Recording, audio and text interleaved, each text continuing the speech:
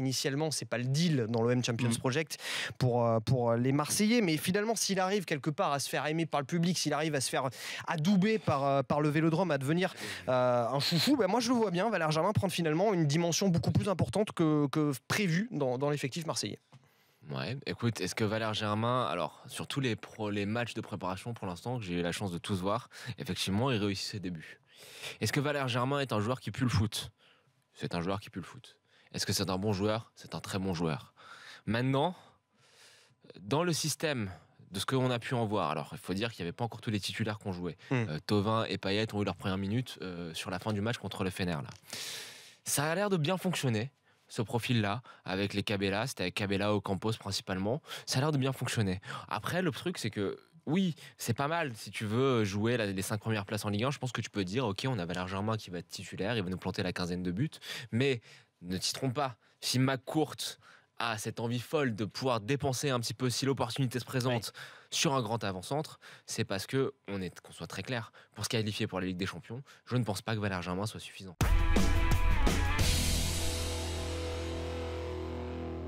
Tu as vu que la saison dernière, que tu peux rivaliser avec le PSG, tu peux dépasser le PSG, même si beaucoup diront que c'est dans une période mou du PSG, mais quand même tu as rivalisé et que tu as passé devant, et qu'en Europe également, tu peux devenir un concurrent des grands clubs européens.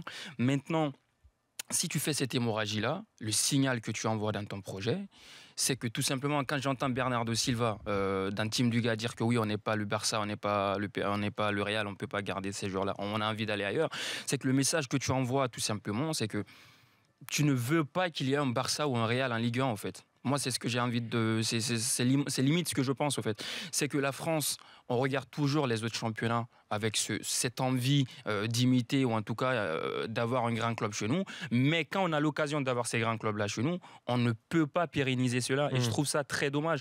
Parce qu'aujourd'hui, ton projet qui arrive à maturation, tu en fais quoi ? Tu vas recommencer encore ? Les jeunes, c'est bien beau. Tu as pris un Mboula du Barça. Ce qui est quand même une bonne pioche. Ouais, ce qui est une très bonne pioche. Mais tu vas pas compter sur ce gamin-là pour te faire gagner la Ligue 1 l'année d'après, alors que tu es détenteur du trophée.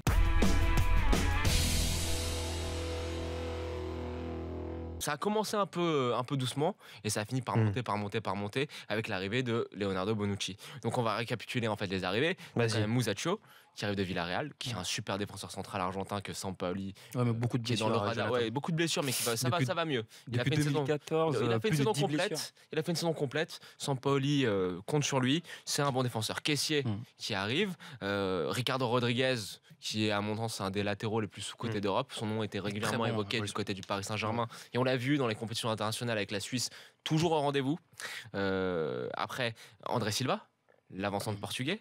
Borini pour faire la doublure d'André Silva. Et l'expérience aussi. Ouais. Calhanoglu qui, même s'il arrive blessé, lui pour le coup, c'est un régal à voir jouer. Pourquoi pas ? En tout cas, ça sera pénalty à chaque fois qu'il y aura coup franc avec lui. Même s'il arrive blessé, il va falloir être un peu patient. Et puis Conti, latéral droit, pour moi le latéral le plus prometteur du football européen, qu'ils arrivent à arracher au nez à la barbe de la Juve pour 20 millions d'euros qui arrive. Donc vraiment, et puis Biglia qui arrive pour stabiliser le milieu de terrain. Donc vraiment en fait, en plus de l'arrivée de Bonucci, quand on regarde le mercato, qui moi il me semble que ce mercato qui me semblait, je crois que c'était avec Ali, enfin qu'on en discutait, pour moi ce mercato me semblait déjà très très très séduisant, même sans Leonardo Bonucci. Là c'est vraiment la cerise sur le gâteau. Il faut le